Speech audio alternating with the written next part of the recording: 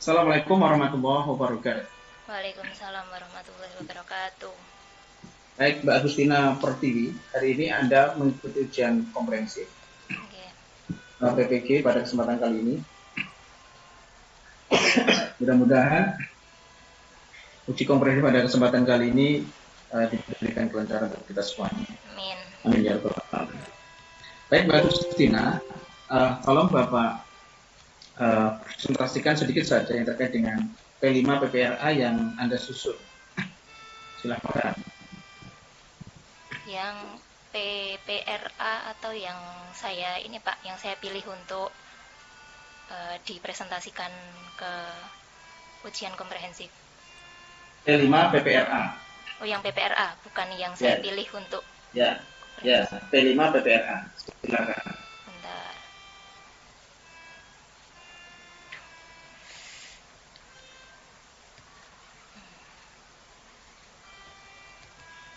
Waktunya 4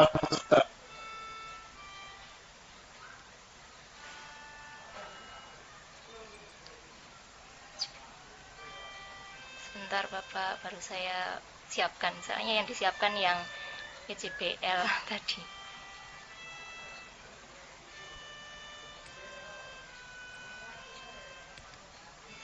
Yes.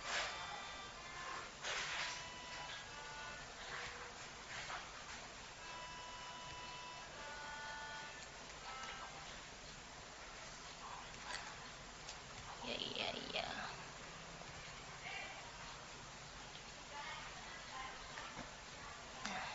Ini Bapak, eh, mengenai modul project P5 PPRA. Nah, yang saya gunakan temanya adalah gaya hidup berkelanjutan dengan topik mengembangkan akhlak terhadap alam dengan project profil membuat karya dari botol bekas. Dimensinya adalah yang pertama, beriman bertakwa kepada Tuhan Yang Maha Esa dan berakhlak mulia. Elemennya akhlak terhadap alam, subelemennya menjaga lingkungan alam sekitar. Akhir fasenya mewujudkan rasa syukur dengan berinisiatif untuk menyelesaikan permasalahan lingkungan alam sekitarnya dengan mengajukan alternatif solusi dan mulai menerapkan solusi tersebut. Kemudian yang kedua, kreatif karena menghasilkan karya dan tindakan yang orisinil. Dengan hasil mengeksplorasi dan mengekspresikan pikiran dan atau perasaannya dalam bentuk karya dan atau tindakan serta mengevaluasinya dan mempertimbangkan dampak dan resikonya bagi diri dan lingkungan dengan menggunakan berbagai perspektif. Kemudian untuk nilai profil pelajar rahmatan lil alamin, berkeadaban, subnilai profil pelajar rahmatan lil alamin, saleh sosial, kemudian capaian perkembangan profil pelajar rahmatan lil alamin memahami pentingnya sikap dan perilaku yang mencerminkan akhlak mulia baik terhadap diri, orang lain, dan terhadap alam serta peduli untuk merawat lingkungan sekitarnya dengan berdasarkan kearifan lokal dan ajaran agama. Kemudian yang kedua adalah dinamis dan inovatif karena berbudaya dan peduli lingkungan, yaitu membuat tindakan atau karya kreatif sesuai kapasitasnya dan terbiasa mencari alternatif tindakan dalam menghadapi tantangan serta mengenal kemampuan mengidentifikasi informasi yang relevan terhadap masalah yang dihadapi. Kemudian untuk penyusunan aktivitasnya, alur dan aktivitasnya, yang pertama pengenalan. Gaya hidup berkelanjutan dikenal sebagai gaya hidup ramah lingkungan, mengacu pada pola kehidupan individu atau masyarakat yang bertujuan mengurangi dampak negatif terhadap lingkungan dan menjaga keseimbangan ekologi planet ini. Untuk kontekstualisasinya, yang pertama mengidentifikasi tema utama, yaitu memulai dengan mengidentifikasi tema utama proyek gaya hidup berkelanjutan. Yang kedua, identifikasi permasalahan terkait. Yang ketiga, riset dan data. Yang keempat, analisis dan pemahaman. Yang kelima, identifikasi target audien. Yang keenam, merencanakan pendekatan. Yang ketujuh, tentukan tujuan. 8, identifikasi metode evaluasi.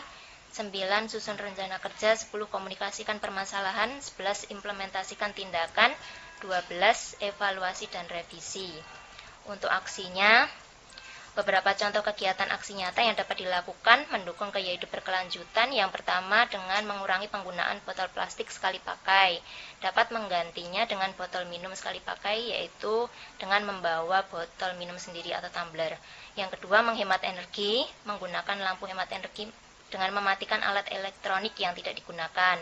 Yang ketiga, mengurangi limbah, yaitu dengan memisahkan antara sampah organik dan anorganik. Yang keempat, menggunakan transportasi yang ramah lingkungan. Yang kelima, menanam pohon di sekitar lingkungan. Yang keenam, menggunakan air limbah wudhu untuk menyirami tanaman.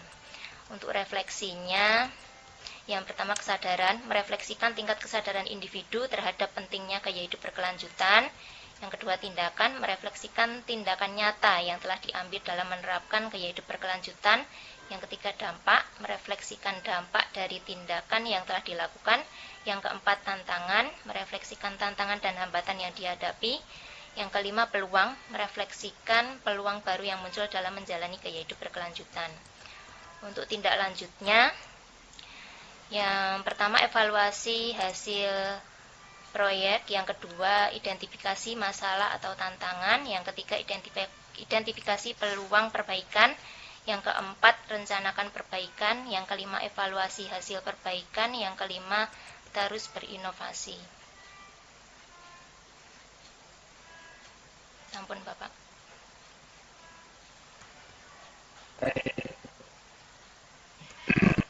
Terima kasih Mbak Agustina.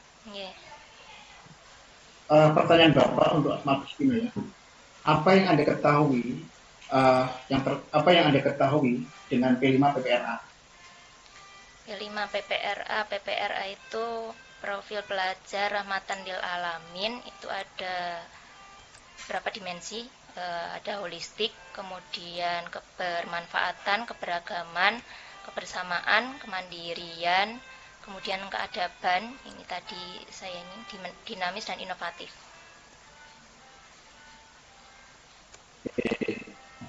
Elemen-elemen penting yang ada dalam P5 PPRA itu apa?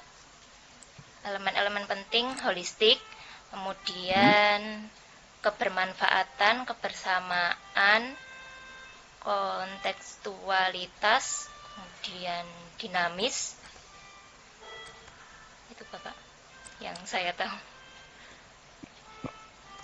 Oke. Yang Anda ketahui tentang holistik itu apa? Oke. Tentang polusi. Yang Anda ketahui yang terkait dengan holistik itu apa? Oh, holistik. Holistik itu tentang kayak pengalaman yang sudah terjadi di lingkungan masyarakat, yang terjadi di lingkungan sekitar. Itu kejadian atau peristiwa yang terjadi di lingkungan sekitar. Coba dengan contoh yang terkait dengan holistik. Misalnya limbah itu tadi, limbah kan itu limbah sudah banyak sekarang ditemukan di masyarakat. Nah, dengan adanya holistik ini, maka kita dapat belajar bahwa kita itu dapat memanfaatkan limbah yang bisa untuk digunakan kembali untuk hal yang lebih bermanfaat lagi. Oke. Kalau kontekstualitas itu berdasarkan pada zaman sekarang, zaman yang sedang kita alami, seperti itu Pak. Coba, apa contohnya kontekstualitas dalam misalnya dalam permasalahan yang sering ditemukan di sekolah, misalnya seperti perbedaan agama antara siswa satu dengan yang lainnya, kemudian adanya moderasi beragama, seperti itu. Oke, sekarang coba antara holistik dengan kontekstualitas itu bagaimana menurut Anda dalam konteks pembelajaran? Holistik dan kontekstualitas sangat bermanfaat dalam pembelajaran karena itu merupakan karena pengalaman itu sudah berlangsung sehingga kita dapat belajar melalui hal-hal yang sudah terjadi itu, kemudian untuk menjadikan hal-hal tersebut menjadi tidak terjadi lagi. Misalnya kalau yang buruk kemudian sekarang sudah dapat diperbaiki untuk menjadi lebih baik lagi, seperti itu. Oke, baik. Yang terakhir yang Bapak sampaikan yang terkait dengan PP5 PPRA.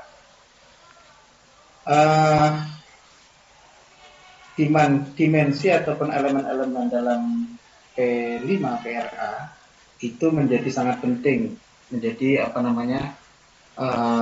pelajar rahmatan. Coba Bapak telah jelaskan secara holistik dan kontekstual pelajar rahmatan lil alamin itu seperti apa? Pelajar rahmatan lil alamin adalah pelajar yang dapat membawakan contoh yang baik untuk sekitarnya, yaitu dengan menampakkan perilaku-perilaku yang baik. Kemudian rahmatan lil alamin dapat dengan salah satunya dengan mencintai lingkungan, karena lil alamin kan alam semesta, berarti kan seperti menjaga lingkungan sekitar agar tidak rusak, kemudian menjaga lingkungan alam sekitar, kemudian menjadikan pribadi yang lebih baik lagi ke depannya. Dan dari pengalaman-pengalaman holistik dan kontekstualitas itu kita dapat memberikan hal-hal yang baru yang dulu sudah pernah terjadi tapi kemudian diperbaiki di masa sekarang. Baik. Sekarang Mbak Agustina buka Al-Quran sebelahnya. Mbak Agustina ada Al-Quran? Ada.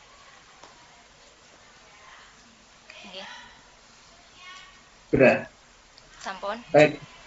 Oke, sekarang buka surat Al-Baqarah ayat 136. Dibaca. 136, Bapak. Ye. A'udzu billahi minasyaitonir rajim. Bismillahirrahmanirrahim. Qulu amanna billahi wa ma unzila ilaina wa ma unzila ila Ibrahim wa Ismaila wa Ishaqa wa Yaquba wal asbati wa ma utiya Musa wa Isa wa ma utiyan nabiyyuna mir rabbihim la nufarriqu baina ahadim minhum wa nahnu lahu muslimun. Shadaqallahul adzim. Keluarkan satu atau dua dari ayat itu termasuk dari tajwid. Coba. Yang tajwid amanna itu merupakan gunah karena nun berharokat tasdid.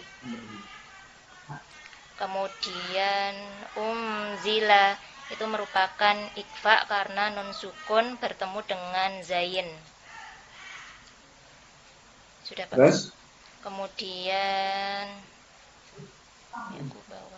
wal asbati itu merupakan alif lam qamariyah karena alif lam kemudian bertemu dengan huruf alif.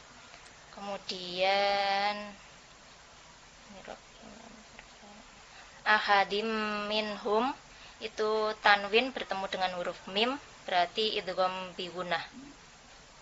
Oke. Baik, terima kasih. Cukup dari Bapak untuk Agustina pada kesempatan kali ini. Okay. Baik, silakan Mbak siapa? Yang satu lagi setelah Mbak Agustina siapa tadi? Badriatul Munirah. Munirah. Ya, Mbak Badriatul. Silakan, terima kasih. Keluar dari grup.